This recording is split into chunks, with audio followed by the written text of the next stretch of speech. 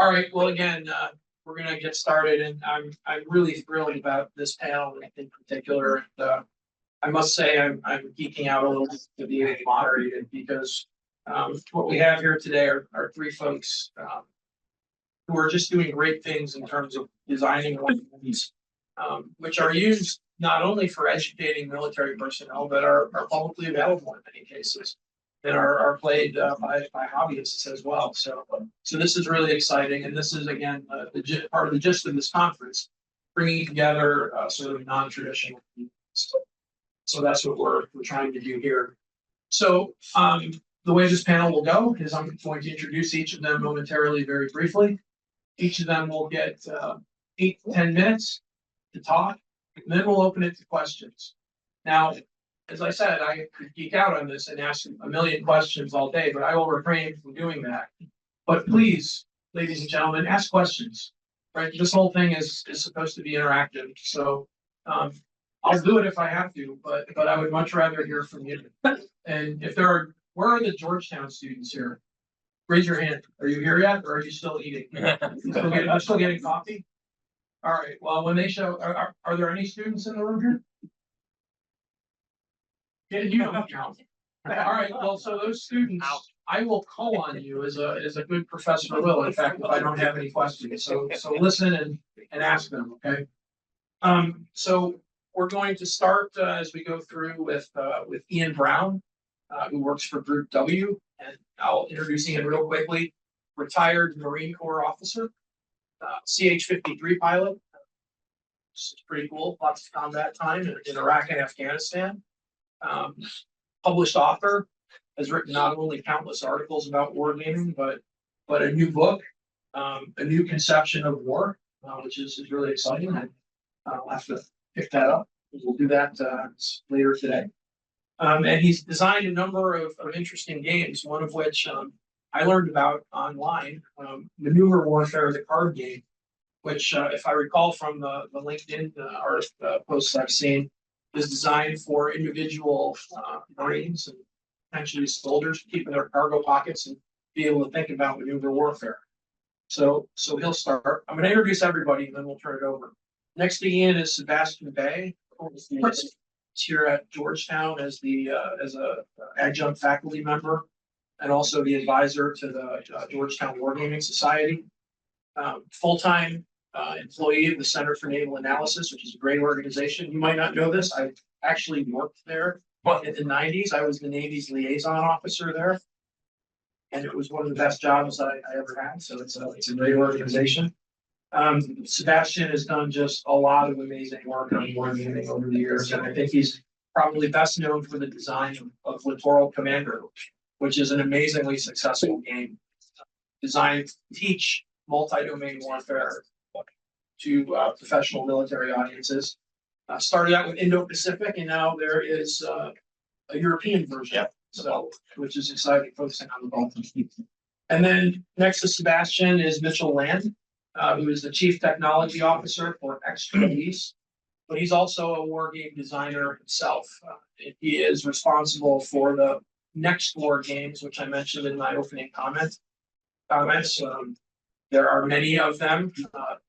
Taiwan, Poland, Vietnam. What am I missing? Iran just came out. India, Pakistan, Korea. Thank you. Korea, the biggest of them all. It's the beast of the game. I love it. And he's also worked some games on the Vietnam War, including Silver Bayonet. Also an author on the GMT blog page. So these three gentlemen are going to start by talking for 8 to 10 minutes, and then they turn it over to questions. So I will hand the mic over to the other Ian. Yes, thank you. One of many Ians. More Ians and deer than I've ever seen in my entire life. So. Okay, great. So I appreciate the chance to be here. I'm looking forward to the questions, and I am not nearly as prolific a designer as the other folks who are sitting here on the table with, but I know enough to be dangerous. So I'm going to share just some things that I have worked on personally and some of the insights that I've taken from them, because they do sort of fit into the hobbyist niche. Although my target audience is almost always military, usually Marines, but I want it to be useful to all military folks. So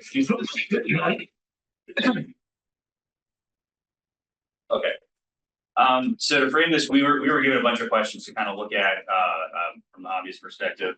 First one was, how do you incorporate modern conflict into hobbyist games?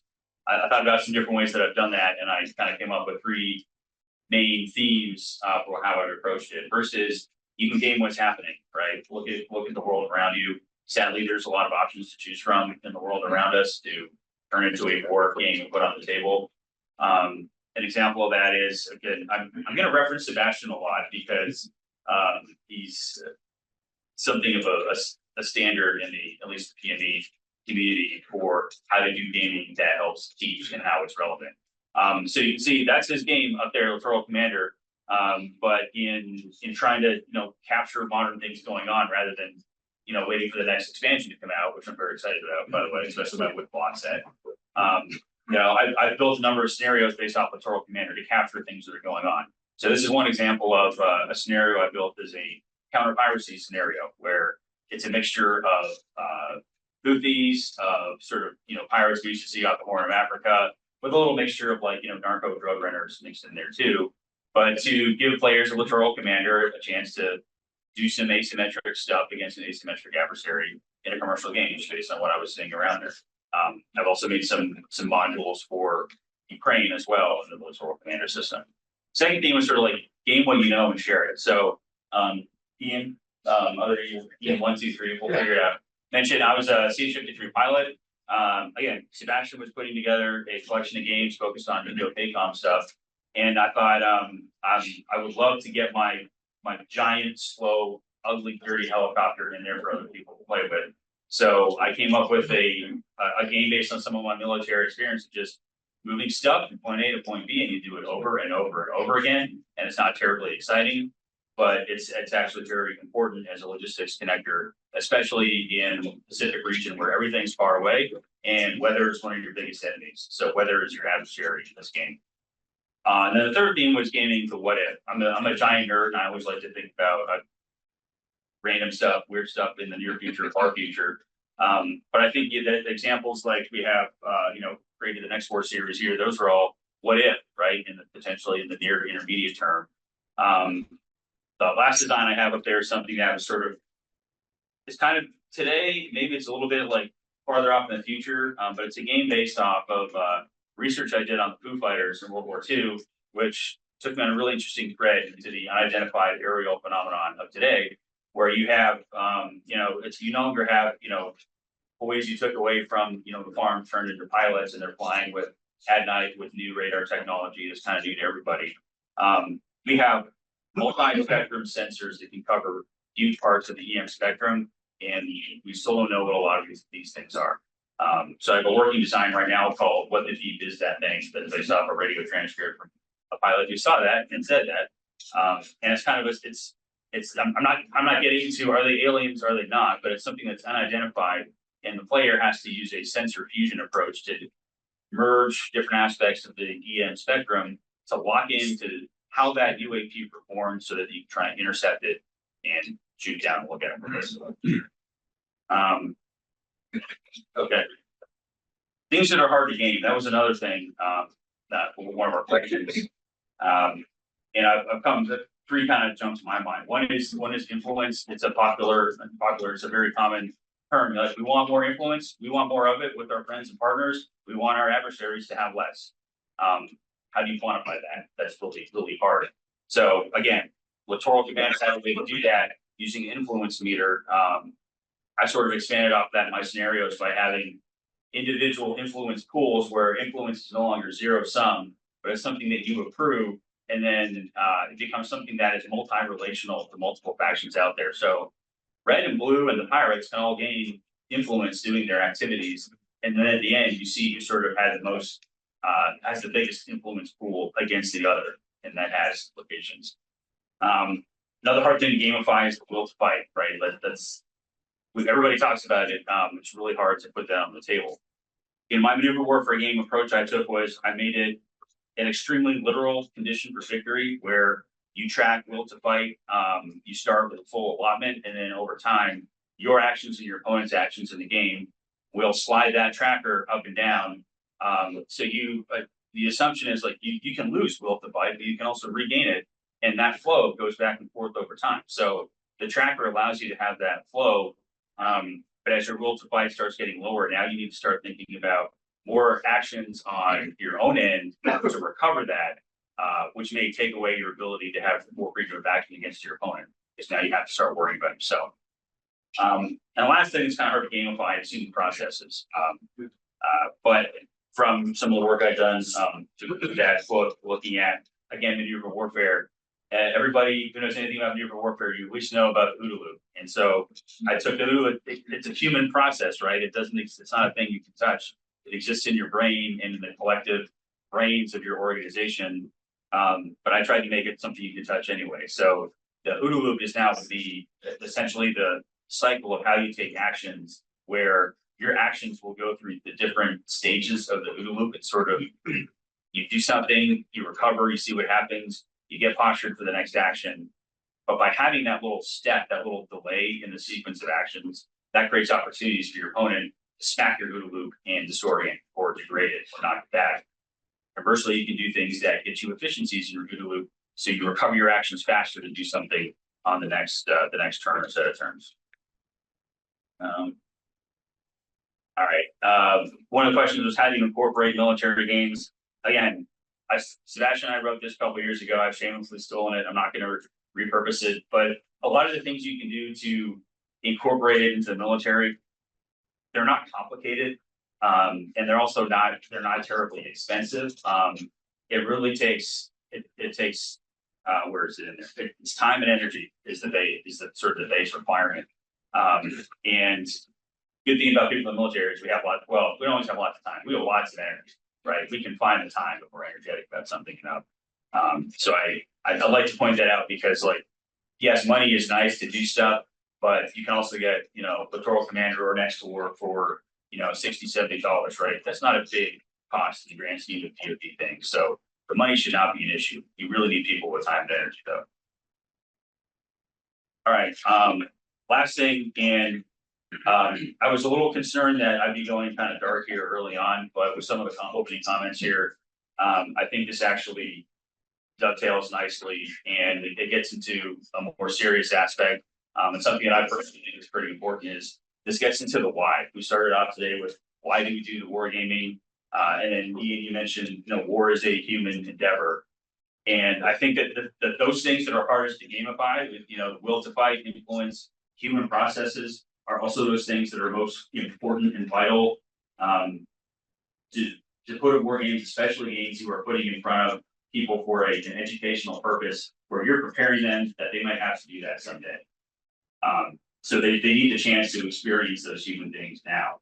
And it's important to me because I think, we look at the 21st century, we have lots of weapons that are lethal, long range, highly precise, with the implication that we can have an offset or maybe a cleaner battlefield. And I think the 21st century shows that's not the case at all. War is still a horrible thing, and it does horrible things to horrible people, the human beings at the end of that weapon chain. Precision weapons are nice because if you want, you can hit the building that you want to hit and then miss the building that you don't want to hit. But it also means that you can also hit a building marked children if you want to, and you can hit it very precisely. Cruise missiles, yes, they're highly lethal, highly capable, but so is a knife that's getting drawn across the throat of a hostage being held by a low-grade terrorist organization. Long range of American systems, like that is one of our superpowers, is global strike, global logistics, is we can go anywhere in the planet, put our people there, go and resolve the crisis. But sometimes the result of that long range reach is we're putting service members into crisis situations and they don't come back home, right? That's what the long range gets you. So when I say that we need to gain to learn, I think we need to, we include all the modern weapon systems, strategic lift, global strike, drones, all the accoutrements of 21st century warfare. But something I've always tried to include in my, whether it's sort of a light hobbyist game design or not, is the human aspect of it. It's not all about the weapon systems and the aircraft or the computers. War is horrible. It does horrible things to horrible people. And I think we owe it to those people who we are preparing to send, using war games to prepare to send. They need to have that included as part of their experience in the war game. I also think it's something that is required almost at a certain moral level to the people who are doing the suffering at the tail end of that war. It's not a game to them. It's hard and it's horrible. And so if we're in a game to learn and game to educate, I think you need to game the hard stuff. So now I have to follow that. So I do not have slides, because I was very busy this week. It's true. But I'm gonna go over some couple points I've been thinking about as we prepare for this conference. And I'll call him Better Ian's comments, right? We'll comments in the morning, really spur some thoughts. So I'll go from big to small in terms of scale. So one of the first things I want to say is that this conference, this panel is a reflection of a trend wider in terms of, I wouldn't say the merger of hobby gaming and professional gaming as much as the increased frequency in which we intersect and reinforce and support each other. There is, games like Mitchell Land, Volko Brunke, like games like his Distant Plane, his Point series, Roots by Cole Weirley, at Leader Games. There have always been commercial games played in D&D, right? That is not new.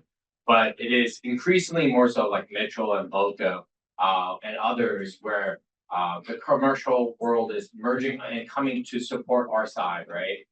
To run their games at D&D institutions, to send their games, and more, Ian, myself, Tim, in the back over there, increasingly are publishing and creating games that are more accessible to the commercial side as well, from our perspective, right? Which is different at times. And I think that is a good thing. There's a lot of exchange of that knowledge of both from everything from game mechanics all the way up to the subject matter that we're talking about, like Ian has mentioned. And I think that's a good frequency. I think that's something we should lean into more and more. And I've always been a proponent of in-the-box educational games to build an ecosystem of games, because I think that's how you get the most hands and minds working at the problem, right? It is, I have a day job, I work at CNA, and I put on the 5-day, 10-day, the 15-day war games for senior leaders for 400 people. I've done all of those things. But let me tell you, the more and more I am surprised about Littoral Commander and OWS and other games like it, is that young Marines, sailors, soldiers, and more are coming up to all of us and saying, hey, I played this game. I know more about this and so forth, and is starting their game literacy, starting their own thinking about the operational environment and the adversary much earlier in their careers, right? So by the time they get to my 5-day game held at CNA at the classified level, they're much smarter, much more informed, and we can get further into the problem set that they normally would have, right? The second trend, which is another thing that Better Ian mentioned in his opening comments, is joints, coalition, and interagency. These are trends that are going more on the professional side that is increasingly bleeding over to the merger point, the intersection point between commercial gaming and hobby gaming and professional gaming, right? Which makes me very happy to see our ROC allies and partners here with us, right? One of the big portfolios I work at CNA is allies and partners in the Indo-Pacific. So we do a game with the ROCs coming up in February with USFK. We have a recurring game with 3MEF and the Japanese. We have games that we're working on with JLOTs in the Army in Australia and so forth. And I think that is increasingly important. And this is reflected by the need for more coalition forces. Like, one of the first things I get asked about Littoral Commander is like, why is my country not in this game? Right? Why is NATO not in the Baltic? Why is only the US? I'm like, and there's a twofold answer. One is like a very lame, boring answer, which is box size, right? Because like Mitchell will talk to you, like, and when you do publishing, they're like dimes and cents matter, and they're like, this thing is already 5.5 pounds, and you beat a bear with it. We're not adding more things. And then the other thing is that we are working with the Swedish Defense University, the Danish Military Academy, with our colleagues in Japan and in Australia. The Australians actually have their own CUI version of the Littoral Commander that they're working on, and then we're working with them to get a commercial version out there. So I think that is a trend that is increasingly going to go is something that we will send over to the commercial side, right? That increasingly there is going to be a focus on a multilateral, bilateral, coalition, interagency as the scope of the things we look at. Like Ian mentioned, goes into influence, into interagency things, into intelligence. One of the really interesting conversation I had recently with some colleagues has been how do we do multilateral intelligence operations, right? I was like, actually have no idea, right? But I was like, that would make a great game, right? And the notion of how do we get multiple actors who have collaborative and cooperative efforts at times, also at times conflicting interests, right? And how do we get that? And I think that is really something interesting that is a space that commercial realm and the professional realm will go to. And then my next 2 points will focus more sort of at the tactical level or the design level of thinking of hobby and professional wargaming is one is that games are getting smaller, and that is from the commercial end, right? And are tighter and more compact and more accessible, right? There's an increased emphasis on the commercial side for accessibility, right? Gaming is $1 billion industry. Mitchell probably makes more money than I do on that front, right? Because he has like 8 games, right? I'm just trying to get one a year, right? Right? But there's an accessibility problem, right? The Troll Commander is challenging at times. Mitchell's games are not games I put on for my social group at times, depending. For Ian, I will, right? For people who come over and visit my house, I will not, right? We'll put a more accessible game on the table. But perfect example is Jason Matthews, who is a local here and they're a legend in the commercial space with his Twilight Struggle game about the Cold War, is that his new game about Red Sea, right, is sometimes more popular, I think, in some ways, and more accessible than his Twilight Struggle, which is legendary, right? Mainly because it's just easier to play, easier to get onto the table. And that is something that we are also trying to emulate on the professional side with micro games, with games that are meant to be played in 40 or 20 minutes. I mean, Ian's game about his CH53, right, is a perfect example of a micro game. Several students around here from Georgetown that work with me, Walter, Rachel, have all designed micro games. Walter designed one on Japanese Neo, right, called Spider's Thread. Rachel created one about Shimmer, right, and Violent Victory, right, and there are others. And so I encourage you to talk to them about their games as well, right? And I think that's something that's interesting as we increase the accessibility of those small games and how we can get those. And there's something that we're talking about at CNA is how do we get some of our big 400-person, 5-day, 15-day games down to more manageable size that we can export, right, to different commands and push them down, right? Like, can we have an analytical game in the box, right, that we can push down? And I think that's something that I'm fighting right now. And I have scars to prove it. The other thing which I'll mention, because I guess I'll be that guy, which is the commercial realm is going more and more into the integration of technology across what they call modal formats, right? One of the favorite games that I've learned a lot from recently as a designer and as a wargamer is a homebrew game by this guy that I met on Twitter called Air Skirmish, because it is so clever because it's a very physical game, very Birds of Prey if you ever played it, right?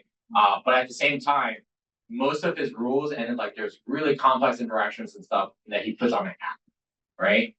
So you're playing this game, which is a board game, but you have an app feature. And other commercial games beyond the wargaming space have been increasingly embracing this notion, right, of multimodal gaming experiences, right? A combination of AR apps. So there's a new Lord of the Rings board game where you play an RPG-esque game, but this you follow along and you put it an app on a TV screen or your phone, and it'll show you graphics and do the story for you, right? Which is an incredibly merging of technology. And I think we are behind on that front on the professional side as we try to do more of these things. And there are technological barriers, organizational barriers, and cultural barriers to some of these challenges. But I think that is something very interesting that we should be exploring of how do we use different mediums, whether it be VR, AR, digital app phones, and so forth, in combination with our games, right, to increase the rigor, increase accessibility when the Army War College was talking about their combat models. I was like, hey, is there a way to create an app for COFIM, like a US Army COFIM, a coalition of forces means table for an Army game, right? That is simple, but the app does all the math for you, right? So you can hide all the hard bits, right? The counting bits, whereas all of us probably remember like doing math on tables, right? Figuring out like what column I'm in, but hiding that in it, right? And seeing if that helps increase accessibility. So I think that's a really exciting venue, and I'll actually pass it over to Mitchell. Out of that, maybe we should just go straight to questions. Yeah.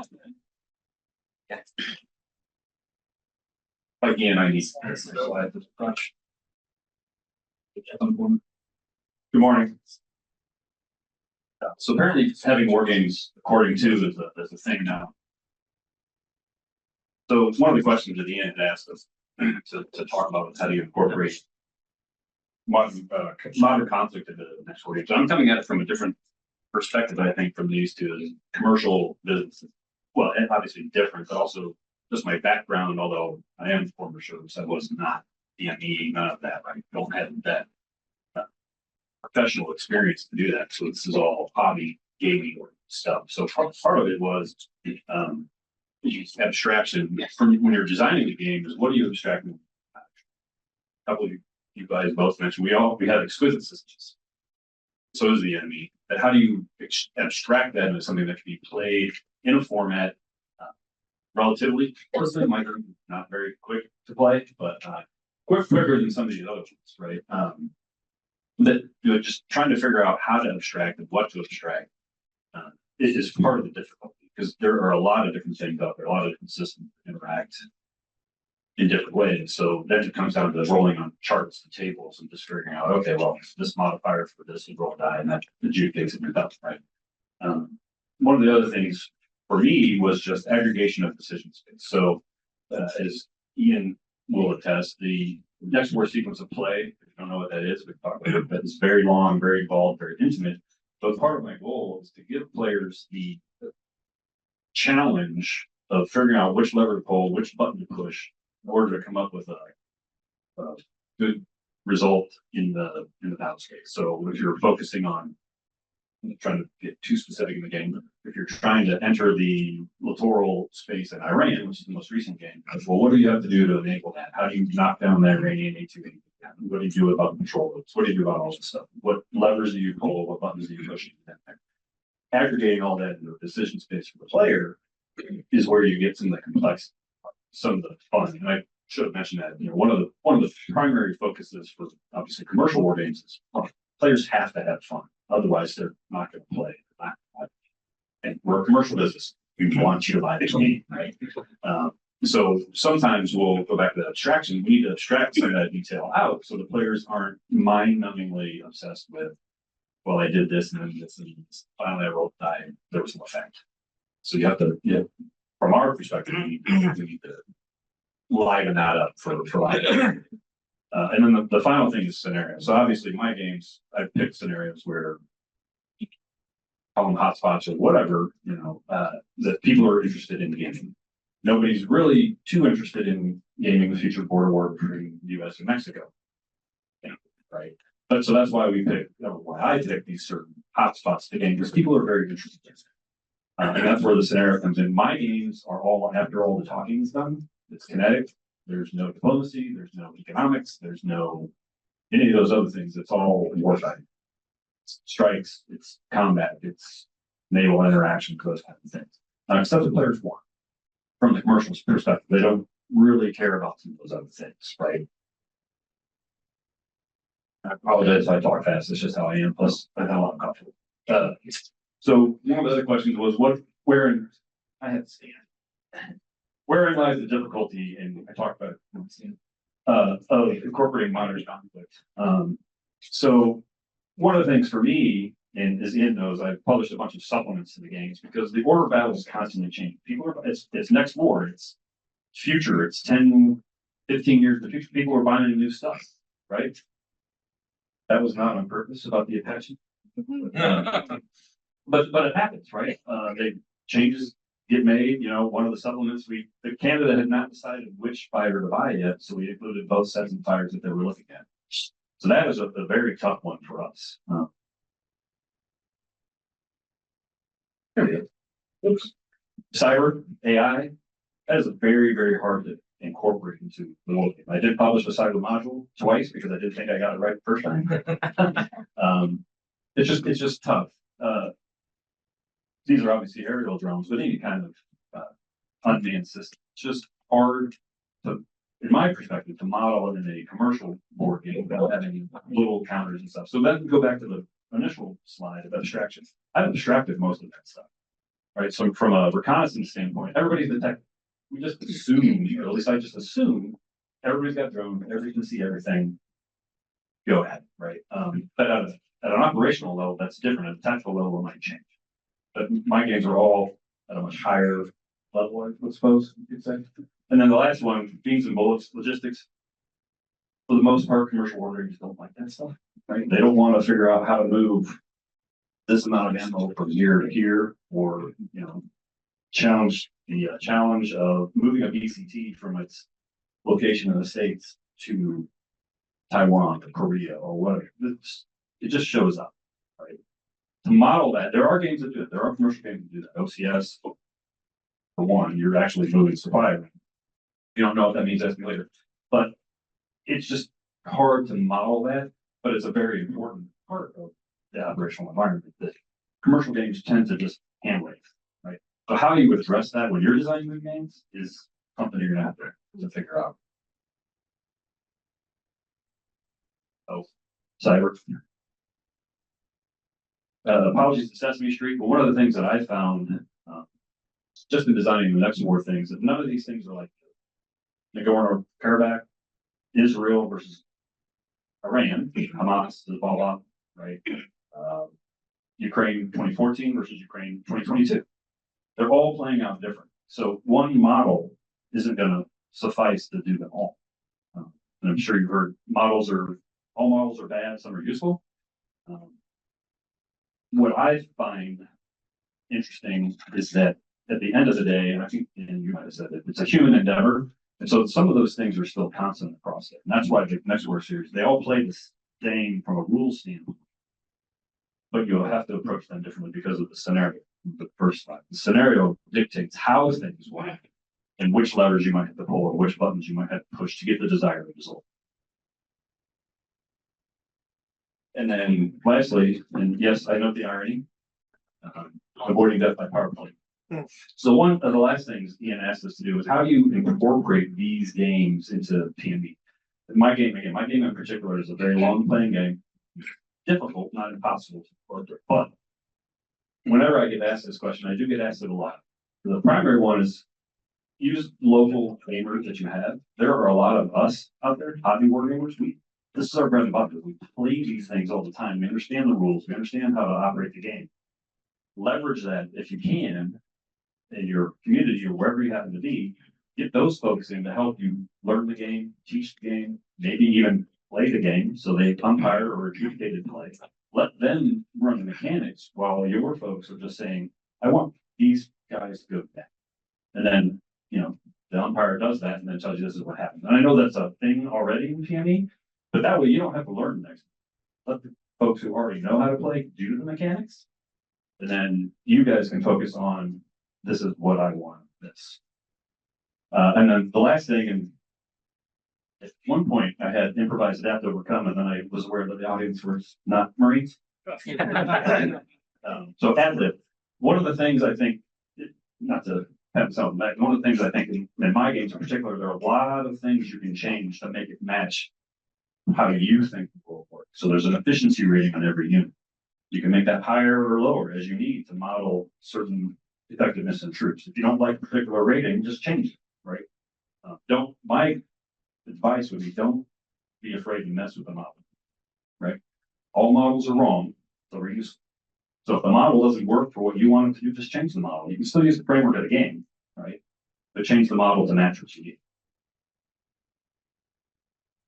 And then this is the final thing was, we already talked a lot about this, people, scenario, and decisions. From my perspective, my work doing this with the Marines, which is why I was on it before.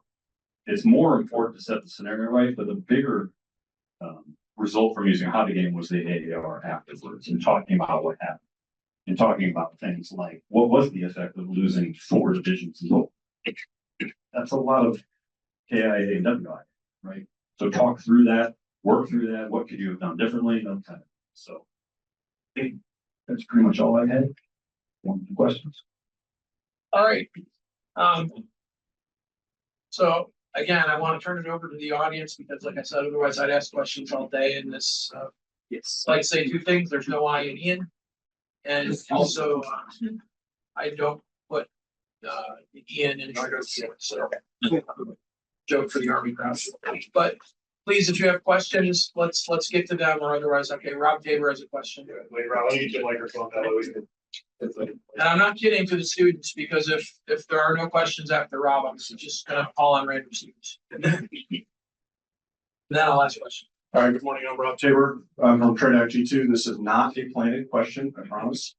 I want to thank Sebastian for talking about using technologies and things in war games, but I'm running a panel tomorrow on that, so please don't ask much questions about that and steal our thunder for tomorrow.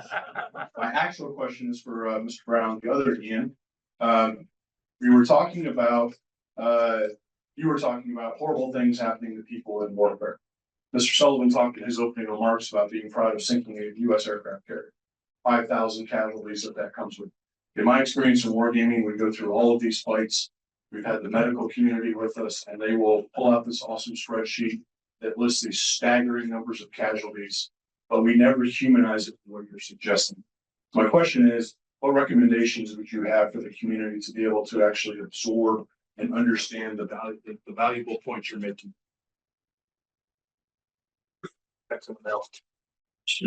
Sure, and what you kind of mentioned there at the end was that spreadsheet of casualties. I think is a way to do it.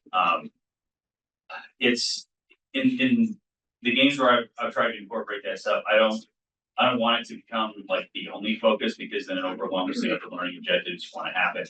But I think there are subtle ways you can either include it in the game, or if it's not in the game, you can have it as an add-on, like a spreadsheet of casualties, right? And I think outside of the stuff I've done, a good example, I was at the Army's the Wargaming 101 course at Leavenworth a couple years back. It's a great course. And part of that is that you had to learn one of the games they had. They had like 4 or 5, you picked one, you learned it over the course of the week. And then the last thing was that taught it to everybody else. I think Aftershock, which for those not familiar, is a disaster relief recovery game where it's interagency, you've got military, like UN, NGOs, host nation, and you're all like, you've got limited resources. There's multiple disasters going on every single time, and you can't solve everything. So you got to figure out how to like pool your resources, triage the problems, and then do the best you can each turn in the face of disaster. And an approach I took was so that a lot of the disaster cards, like you have a disease here or like poison water over here, it has a casualty count that comes with it in terms of the number of people that are potentially affected if you fail to solve it. And so it's already in the game. But what I started doing was keeping a running tally of every time they failed an emergency, what that tally turned out to, and had them look at that at the end to remind them this is not an academic question about allocating supplies. Every time you misallocate and every time you can't work together, that number gets bigger. I'm not trying to be ghoulish, but I wanted them to look at that and realize that it's not an abstraction here. I'd say some other ways in my own game, that will tracker that I had, I put human faces on it for a reason. Because as you sort of slide that tracker around, you start covering up the faces of those people. And I deliberately picked it was a crowdsourcing thing. It was a great suggestion. I picked faces of soldiers about to leave their families to go over to the war, because to me that was that's the ultimate commitment of national will, right? You're breaking apart the family unit to go over and do something because you've decided that is more important to your nation than having that family unit attack. So you cover it every time. And then once you finally rotate the tracker, you see like the final images, like covered cockpits inside of an aircraft plane, that's the final thing. When you hit 0, that's the end state. And so like, it's not something you have to discuss during it, but it's just a subtle reminder. Every time you lose Will is not an endless thing. Will is those people looking at you with the base. And then when you fail, the end result is confidence. Just a couple ways. Oh, okay, lots of questions. Yeah, we'll see. We'll see how far this might go. Hey, so I wanted to follow up on that, and one of the questions that I was having is, excuse me, with Will to Fight, how do you incorporate that into a game or some form of, Will to Fight metric in a way that discourages the player from continuing to press on, perhaps as a, red team actor in a situation where they wouldn't necessarily press on in real life? Is it a strict hard limit, like when you hit the 0, you can no longer fight or your people will revolt or something? Or is it more in line with, this makes a certain number of actions more difficult? Because, especially for like commercial war games, etc., there's sort of a desire for the player to win that might go outside the scope of how it would be applied in real life. So in situations like the ones that you're describing there, or in war games like that, how does Will to Fight counteract, the player's desire to win?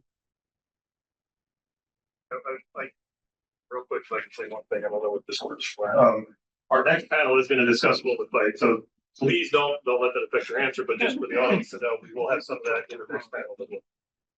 Yeah, so Will to Fight is interesting and it's one of those things in commercial gaming that is sort of touched on sometimes, like logistics, but at times it is removed because it is bothersome, right? To commercial gamers, right? But in other games, right, in PME games and in some commercial games, not to say they totally ignore it, is that they use the word Will to Fight, proficiency, and exhaustion sort of interchangeably. Right? In many systems, right, units will exhaust themselves, right? Like they won't be able to do anything more until they rest, right? That is sort of representing sort of tempo and like sort of culmination concepts, right? But it also has elements of morale and like, hey, boss, I am no longer marching up the case on heights kind of thing, right? Other games, especially miniature games, have what they call like willingness sort of notions, right? Or their ability to like respond or response actions, right? And this is often comes in miniatures in terms of like status elements of like fear or unwillingness, confusion, and stuff like that. And your character is less likely, it's not like they both do it, they're just less likely to do an action, right? Some hex encounter games will do elements of this as well, where they increase the barrier to do something of an exhausted unit. This is often at the tactical level where like platoons won't take a building, right? Or less likely to take a building, or you have to spend more command points or actions to compel them to do those things, right? And so there is elements of that. If you're interested in Will to Fight, and my question, answer real quickly. Ben Conable, Ellie Bartels, and some of my other former RAND colleagues did a great study on the Will to Fight. If you incorporate in gaming as well, it is on class. Just Google it, you'll find it. It's a really interesting study. CNA is doing some very interesting stuff in there as well. Working on what makes countries fight, what makes units do the thing they do, and how do you maintain like sort of coalition Will to Fight as well. So yeah.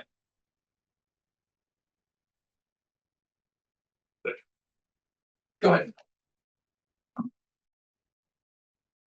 And everybody, please introduce yourselves when you ask your question.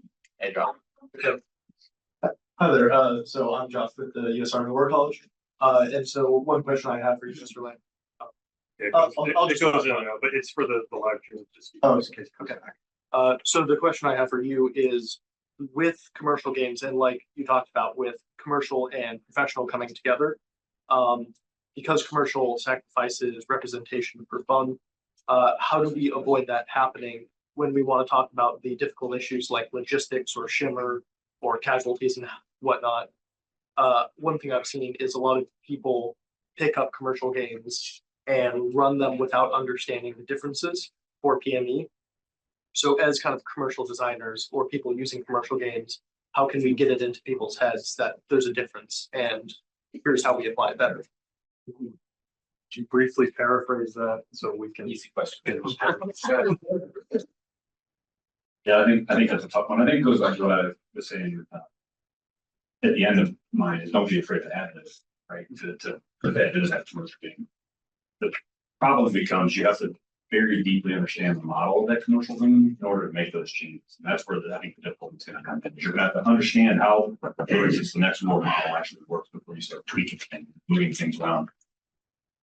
With the assumption that you don't want to break.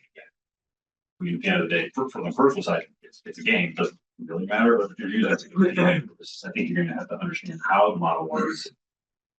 Flawed or not, in order to make that clear. Thank you.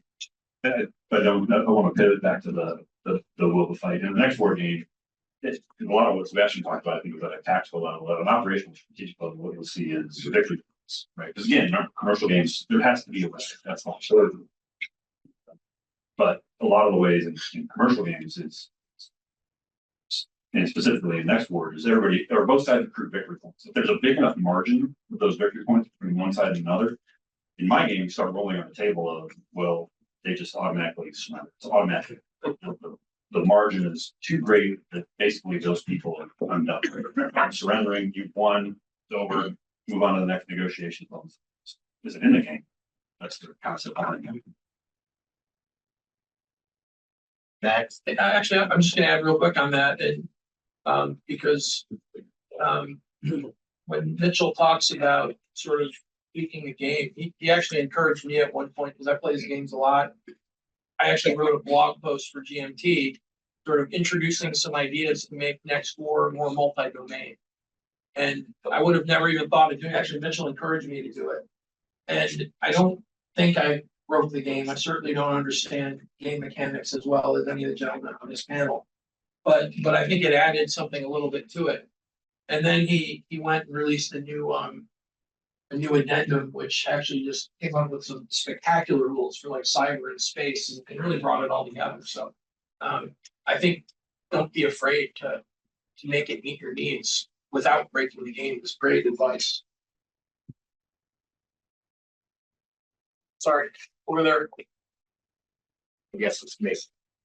All right, I'm loud, so hopefully this won't matter. I'm Stephen Wills. I work for retired Navy Admiral James Fogo at the Navy League Center for Maritime Strategy. So I'm a Navy outlier. I want to ask you all, gentlemen, a question about market research for your games. But first, a brief public announcement. I'm hosting a massive war game event on 7 April 2025 as part of Navy League Sierra Space. So if you're a game designer, please see me while you're here. I want to put your game on a table for a very large display with lots of admirals, generals, and others. So gentlemen, you all work in crossover between commercial and then working within sort of the PME community as well. How do you guys do market research for your games and just being involved with the military help in doing that? Thank you. Yeah, Rachel will go first on this one. I'll go through. So from the commercial side, first start. So GMT runs what's called the P500 program, or basically a Kickstarter. We put the game up, people vote to buy the game, and then eventually, if there's enough orders, the game gets printed, published, and that's basically the extent of market research. Hobbyist gamers are an interesting bunch. The vast majority of them are collectors. They will buy games and never.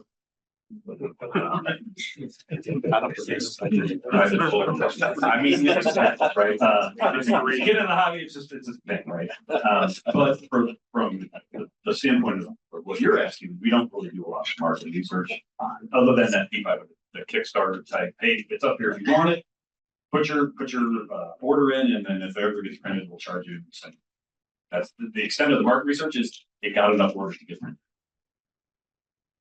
So I will share my experience with Littoral Commander is because Littoral Commander, when it was first known as Fleet Marine Force, before the Marine Corps maybe changed the name, Was, and then I was asked later why it was a public burning course, but,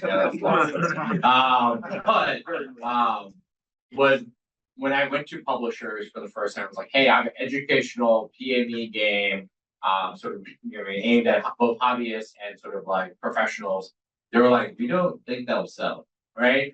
And they didn't have market research on what that will be and what the intersection would be in terms of, so forth.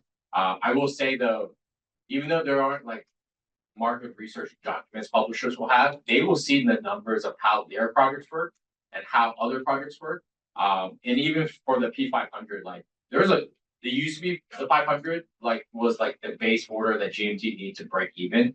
The little secret is like it's more than 500 orders now, but they don't change the name, right? But there's a certain number of orders that are like, hey, this will break us even, or at least give us a little bit of profit and so forth.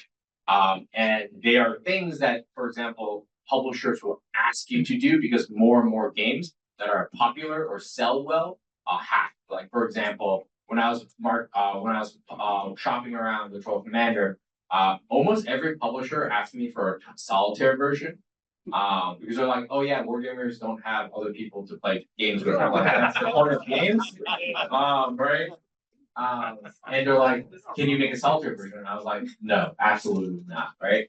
Mainly because I was like, the point of my game system is collaboration, teamwork, right? Like, how do I work as a team to win the war, right? And the solitaire version sort of just eliminates that, right? And they're like, well, good. They're like, good popular games will have solitaire versions. I'm like, well, I guess I'm not a good or a popular version of the game, right? So it took a little bit of that, and also different markets and different demographics of games in the commercial realm will be very different. Like all of us are on the wargaming side, right? We're not on the Catan sell millions side, as much as I would like to be, right? And those market research was different. One thing I will say is I was reading article, having a conversation with other commercial game designers, and they're like, the thing that makes games sell the most, or like broadly, just beyond wargaming, is art, right? Like if you want to sell more copies of any game, hire a really good art team. Because that's the first thing they will get them to click on the link, purchase things, because they don't actually know your game, right? The second thing would be brand recognition, right? It's like Mitchell is known for the Next War series, right? Like Bogo could put a game about like walking dogs, right, on the P500, and it'll probably get 900 orders by the end of the evening, right? Because Bogo Rookie and his coin series and the games he does instantly like does things, right? Like his great game about Coast Watchers, right? Like who would think there was a market for that? But he sold like they already like It's not out yet. yeah. I mean, the Yeah. P500. It went like in a day, right? So I think there's a bit of that. I don't have I don't have much to add because so Maneuver Warfare is through the Deeds Foundation, same publisher that did Troll Commander. And his are very small. If he does market research, I don't think it's an extensive amount. Because it's kind of a one-man operation, or one and a few others. But an approach that I took for trying to raise awareness of my game out there was, again, kind of shamelessly stealing from what others have done before. And that was looking at, so Littoral Commander, it took off on its own before it ever got a publisher, because Sebastian short-circuited and went into the digital media space and showed people that he had that game, and people saw it and like, how do I get a copy? And Sebastian said, well, make it on my kitchen table and then I'll mail it to you. That's how I'll make it. But it created it was educational because it made me aware of the power. If you do a targeted digital campaign, it is possible to raise awareness and generate interest in a game, even if you physically don't have a way to like get out prototypes and copies and stuff to folks. And so my approach kind of included my playtesting too, was looking in digital game spaces for where I could take a physical copy, get it in front of them, and then feeding that back into that digital space. Oh, I just like break my game, that organization. I did a bunch of sessions with them, took pictures, and then fed back, and then that travels out, across sort of the digital spokes to increase awareness. Has that generated massive amounts like Magic the Gathering level sales for my card game? No, it has not.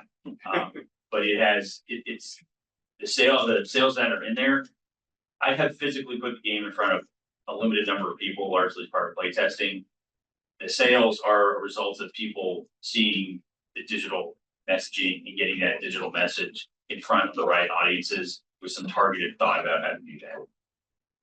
So if that's marketing research, then I guess that's what I did, but very, very out. All right, next question. Alright, so I think, we think the problem is the battery here, so we're getting a new one, but. Well, that's okay, I'll just. Absolutely still.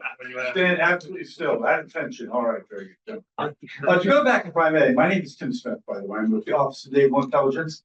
Kind invitation from Ian, when I complimented his excellent most recent article, very, very powerful on playing red. But a question for all of you, but first for you, Mr. Land, with regard to your efficiency metric on your unit counters, that qualitative multiplier. So I think we're all taken a little bit by surprise by the failure of the Russians to demonstrate any of that proficiency that they had been brouhahaing about for years with their snap exercises and all this hoo-ah with Russian characteristics. And then they just gummed up in Ukraine. So if you take a look at your Poland, next war Poland version, what would you do to reissue it or in a supplement with that efficiency metric on the unit counters for Russians? If you were to run it and portray the Russians now. Talk about a question. About a question I get a lot. Is how, you know, why did you rate the Russians so high? And they're not really high. The normal. Yeah, so maybe level set. There's an ER rating on every counter. It's a combination of training, doctrine, technology, war fighting, practice, those kinds of things. US units tend to be 7, well, Marines tend to be 7. Army's 6. Right.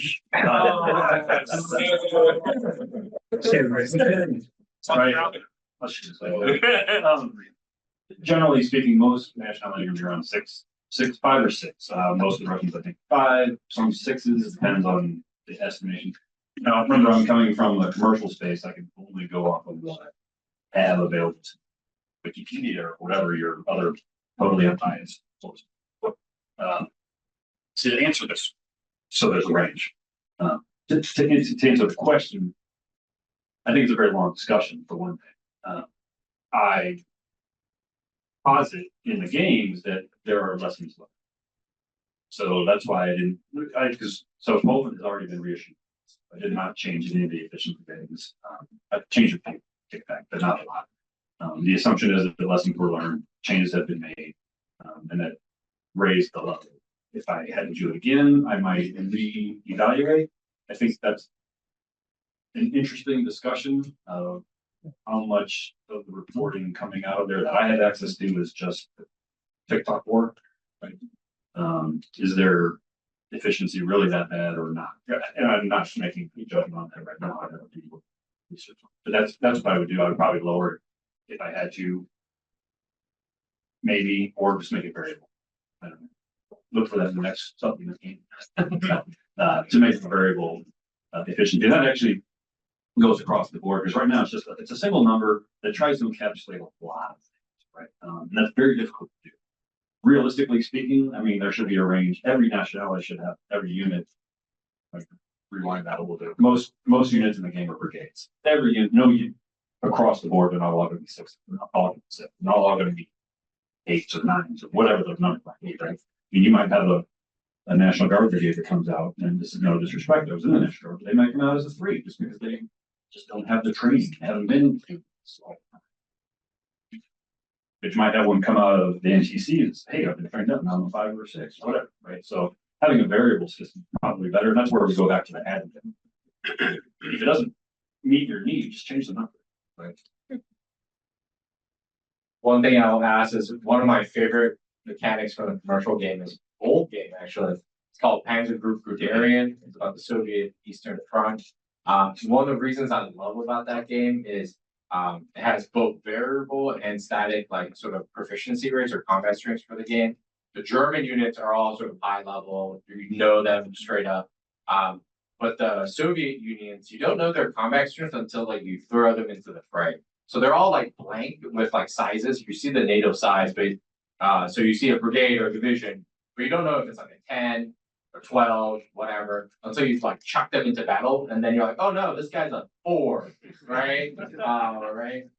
And I love that system because it makes you have different calculus about which divisions. Because when you're like, oh, Mitchell has like a brigade, I'm gonna throw 3 divisions, and my 3 divisions are like all 2s, and his brigade's like 8, and I get stomped on, right? It makes you have different choices as you know more and more about your own force, right? And also his own force as it starts revealing. Like we had back in my early career, like we did a game actually for 8th Army and USFK, where we had we're looking at later stages of the conflict and we're pulling up reserve unit. And we had a variable system, right? So every like brigade or division was activated. Like, okay, let's see like follow these guys, right? On the scale of metric, we had a distribution curve of like where they would land.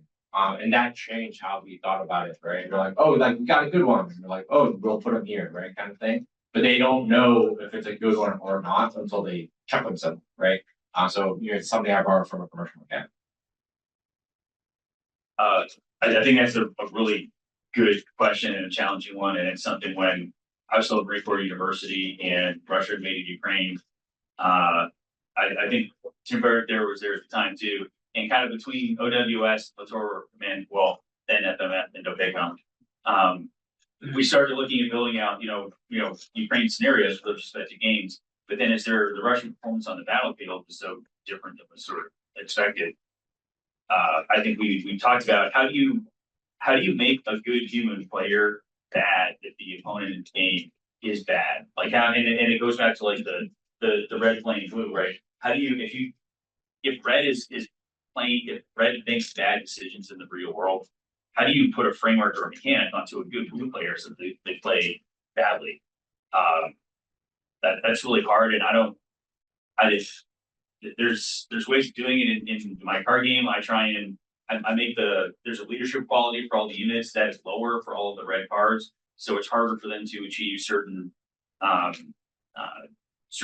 there's a critical mass of leadership where you get to add like an extra bit of power on top of that to represent the aggregation of good leadership. So it's harder for my red guys to do that. And then blue also gets a few things that indirectly allow them to have impacts on their opponents due to more and better. And every time you do that, that degrades the red player's freedom of action and reduces the number of actions they get each turn. But I'm still not making that red player bad or dumb or incompetent. And I think it's both a really important thing to try and do. And it's hard. I don't think that I don't even explain that with the perfect answer for how do you make a good blue player into an incompetent Russian general. Yeah, good. I'm gonna go there next. Single handedly fix this battery, bro. We got a new battery, go. Good luck. So I'm gonna pretend, hey, look, the microphone worked as I yelled. So first of all, now that I knew you were back at Treyarch, I'm glad. I was surprised you didn't ask, how did Ian Sullivan get so great and how can I be like Ian Sullivan? So I applaud you for not doing that. But I wanted to talk about technology a little bit because there's some folks from the simulation world here as well. And I wonder how much of it is a hindrance versus a tool. So Ian, I know you use like generative AI for a lot of your graphics and things like that from a design perspective. Sebastian talked about that app perspective one of the games uses. And of course, Vassal's out there digitizing board games and things like that. So from a hobbyist perspective, is thinking digital, maybe not first, but part of it useful? Or is the culture of kind of like keeping board games as board games, kind of a cultural imperative that keeps pushing us away from digitization? So yeah, I use generative AI in my game. That was a deliberate design choice because part of the Uber theme of the game is putting modern technology into players' hands. And in my case, there's a cognitive dissonance because I made it as a card game deliberately to be simple and require technology to play. But I also wanted players to be able to interact with emerging technologies that as warfighters, AI is already out there. We're going to have to deal with it. So I made every single card like the medium is the message. Just this is a possible output of AI, right? In your hand, you can look at it. But I'll admit that the overall the game, it's a very low tech game. That was my approach to try and put some high tech into it. That's an interesting thing. So at GMP, they refuse to use the AI, mostly because people are paying for a product they expect to get actual art. I don't know whether that's true or not. But that's one of the things that they had decided for art from an art perspective. I will say, in terms of Vassal, I think going back to what Sebastian was saying, there is this huge push in the commercial space for solitaire games, solitaire systems on top of games. And I'm kind of with Sebastian. Games are meant as a social window. You should play it in person. So if a game is solitaire, it's fine, but I don't feel the need to put a solitaire system in that game. But however, I say that a lot of the reason that that's happening is because some of those local people who are playing games don't have a local, that's something like Vassal. I mean, I play with guys in Australia, UK, Germany, whatever. If they happen to like next war, we'll play, or whatever the game it happens to be. And it's a great enabler. And for the commercial space, very, very highly adopted. So almost every game has a Vassal module, or Tabletop Simulator is the new hotness, in particular light interface, personal judgment. But I think it's an enabler for people to play the game. Yeah, so I think the commercial space in a lot of ways is getting way ahead of us in that digitalization, accessibility element. There's Vassal, Tabletop Simulator, Steam, right? Thousands of games, right? And then there's like Wargaming Arena, which is like a red-based thing. So you don't even need to download anything with Vassal, right? And there's massive titles free. And then there are other games like Rally the Troops, which I use, right? Which are digital aspects. And I think those are great for accessibility and like playability, to play multiplayer, play with other people. In terms of the professional side, I have strong thoughts about M&S and like the integration of M&S and wargaming. I think it is a good thing. I think we should do it. I think people undersell how hard it is to merge the two communities, do the things like literally this week, true story.